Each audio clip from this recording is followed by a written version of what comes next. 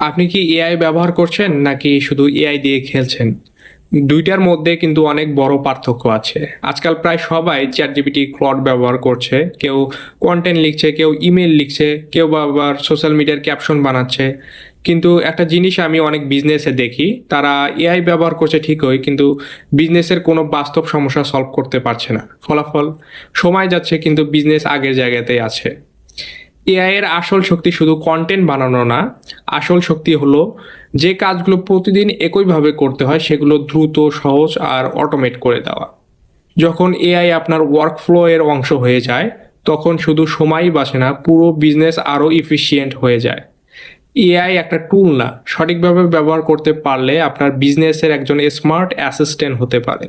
তাই আজকে নিজেকে একটা প্রশ্ন করুন, আপনি কি শুধু এআই ব্যবহার করছেন নাকি এআই দিয়ে সত্যি আপনার বিজনেসটাকে আরও স্মার্ট করে তুলছেন?